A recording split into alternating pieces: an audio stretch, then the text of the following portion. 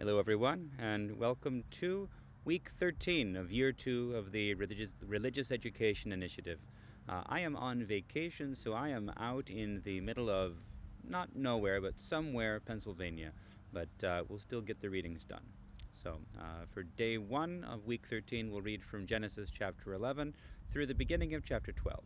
So, 2 weeks ago, we read the story of the Tower of Babel, and we saw how all the nations came into being when the languages were divided and all of them were exiled from the presence of God. We discussed how, with this, the whole world was falling once again into rebellion against God, and all the nations were corrupted. We also read through the genealogy of the descendants of Shem until we reached Terah, the father of Abram and his brothers. We are moving directly to this story because this is what God did next after Babel, as he began to prepare the way for all the nations to be brought back to him, as we see happen on the day of Pentecost. We aren't going to read the full story of Abram this year, but we will see him introduced here and see what promises God makes to him as he calls him to leave his homeland and to follow God somewhere else. So, we begin with verse 27 of chapter 11. Now these are the descendants of Terah. Terah was the father of Abram, Nahor, and Haran was the father of Lot. Haran died before his father Terah in the land of his birth, in Ur of the Chaldeans.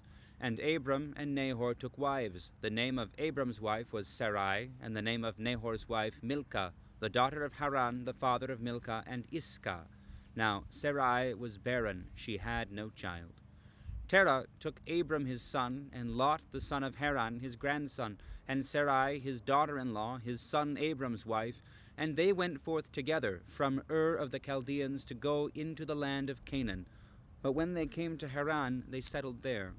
The days of Terah were 205 years, and Terah died in Haran. Now the Lord said to Abram, "Go from your country and your kindred and your father's house to the land that I will show you. And I will make of you a great nation, and I will bless you and make your name great, so that you will be a blessing. I will bless those who bless you, and him who curses you I will curse. And by you all the families of the earth shall bless themselves." So Abram went, as the Lord had told him, and Lot went with him. Abram was 75 years old when he departed from Haran. Abram took his wife Sarai and his brother's son Lot and all the possessions that they had gathered and the persons whom they had acquired in Haran, and they set forth to go to the land of Canaan. When they had come to the land of Canaan, Abram passed through the land to the place at Shechem, to the oak of Moreh. At that time the Canaanites were in the land. Then the Lord appeared to Abram and said, "To your offspring I will give this land." So he built there an altar to the Lord who had appeared to him. From there he moved on to the hill country on the east of Bethel and pitched his tent, with Bethel on the west and Ai on the east. And there he built an altar to the Lord and invoked the name of the Lord. And Abram journeyed on by stages towards the Negev. Now, there are a few things going on here that we don't automatically notice. First of all, we have to remember that this comes right after the Tower of Babel scene. We saw the nations divided. We saw them rebel against God and try to control him. We saw them following after other gods. We saw them building artificial mountains of God. We saw them building the tower at Babel. And we saw God divide the nations. And then immediately we see God call this man, Abram, to leave his homeland, to leave the city where he's born, this Ur of the Chaldeans, and to go somewhere else, wherever God shows. And what is remarkable is that we see not just Abram, but even his father leave and go. But they don't go too far. They go north. They go northwest to the city of Haran, and only after his father dies does Abram then continue and actually follow God where he goes. But this is important that we understand something.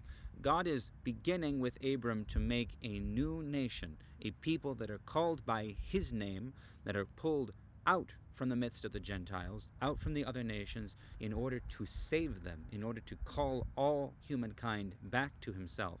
This is the destiny and the purpose of the children of Abram, who becomes, of course, Abraham, not to give spoilers.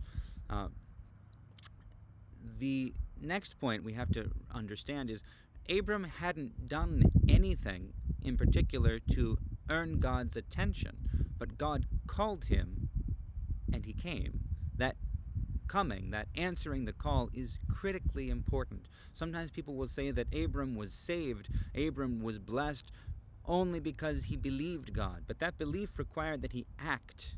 He believed God, he trusted him, he entrusted himself to him, and he followed him in faithfulness. This is very important for us who are still being baptized into the church, still as children of the faith, imitators and heirs of the trust and relationship that Abraham has with God, because he is faithful, because he listens and obeys.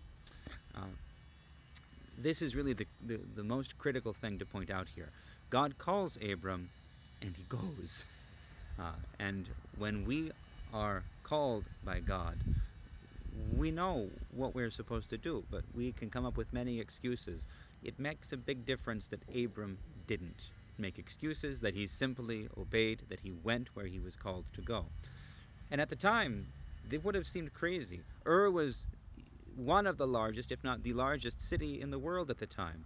And Abram was clearly of some means. He and his father, they didn't leave with nothing. They had possessions, but they left, and they became wanderers. They became nomads. They became Bedouins living in tents, exiles and strangers without a place to call their own.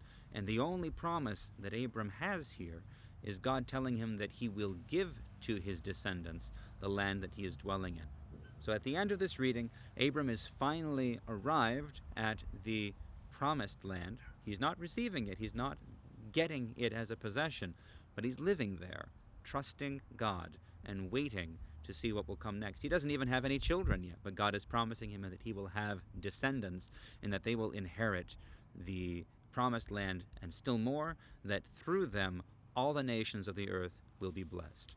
Now, not to give away the spoilers again, but we're coming up to the end of November, the beginning of December. We are already in preparation for the Feast of Christmas. And if we want to understand how this promise of God to Abram is fulfilled, it is fulfilled in the birth of the Son of God in Bethlehem, which we're about to celebrate in just a few weeks. In Christ, all the nations of the earth are blessed. In Christ, the descendant of Abraham, Christ himself, becomes the means by which all the nations are called back to communion with God. So this isn't just a random coincidence. This reading is very relevant to what we're doing now. So that's all for today. I'll see you all for day 2, when we're going to reflect a little bit on the Mother of God, because we just celebrated a feast of hers, and recognize how she is also the means by which this promise of God to Abram is fulfilled. So God bless you. I'll see you on day 2.